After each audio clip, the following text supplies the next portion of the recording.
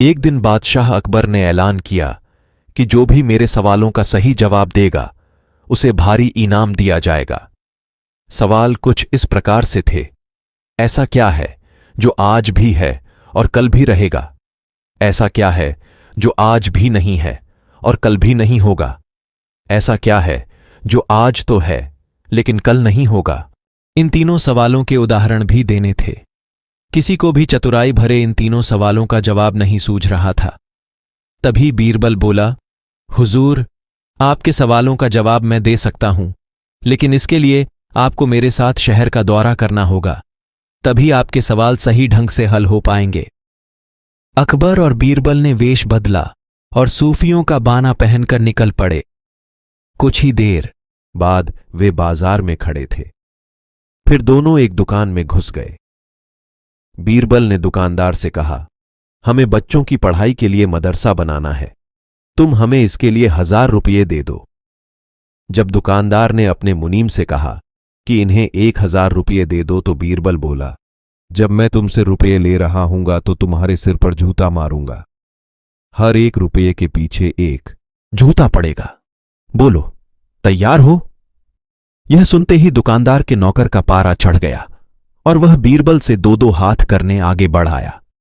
लेकिन दुकानदार ने नौकर को शांत करते हुए कहा, मैं तैयार हूं, लेकिन मेरी एक शर्त है। मुझे विश्वास दिलाना होगा कि मेरा पैसा इसी नेक काम पर खर्च होगा। ऐसा कहते हुए दुकानदार ने सिर झुका दिया और बीरबल से बोला कि जूता मारना शुरू करें। तब बीरबल व अकबर बिना कुछ कहे सुने दुकान से बाहर निकल आए। दोनों चुपचाप चले जा रहे थे कि तभी बीरबल ने मौन तोड़ा। बंदा परवर, दुकान में जो कुछ हुआ उसका मतलब है कि दुकानदार के पास आज पैसा है और उस पैसे को नेक कामों में लगाने की नीयत भी, जो उसे आने वाले कल भविष्य में नाम देगी। इसका एक मतलब यह भी है कि अपने नेक कामों से वह जन्नत में अपनी जगह पक्की कर लेगा। आप इसे यूं भी कह सकते हैं कि जो कुछ उसके पास आज है कल भी उसके साथ होगा। यह आपके पहले सवाल का जवाब है। फिर वे चलते हुए एक भिखारी के पास पहुंचे। उन्होंने देखा कि एक आदमी उसे कुछ खाने को दे रहा है और वह खाने का सामान उस भिखारी की जरूरत से कहीं ज्यादा है।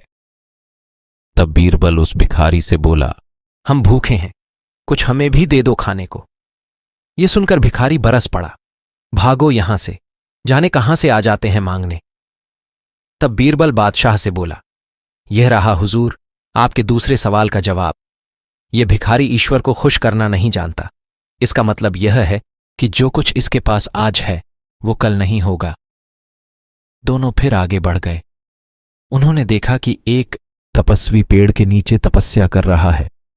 बीरबल ने पास जाकर उसके सामने कुछ पैसे रखे। तब वह तपस्वी बोला, इसे हटाओ यहां से, मेरे लिए यह बेईमानी से पाया गया पैसा है, ऐसा पैसा मुझे नहीं चाहिए।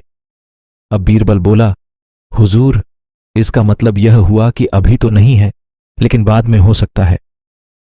आज ये तपस्वी सभी सुखों को नकार रहा है, लेकिन कल यही सब इसके पास होंगे। और हुजूर, चौथी मिसाल आप खुद हैं। पिछले जन्म में आपने शुभ कर्म किए थे, जो यह जीवन आप शानो शौकत के साथ बिता रहे हैं। किसी चीज की कोई कमी नहीं। यदि आपने इसी तरह ईमानदारी और न्यायप्रियता से राज्य करना जारी रखा तो कोई कारण नहीं कि यह सब कुछ कल भी आपके पास न हो। लेकिन यह न भूलें कि यदि आप राह भटक गए तो कुछ साथ नहीं रहे।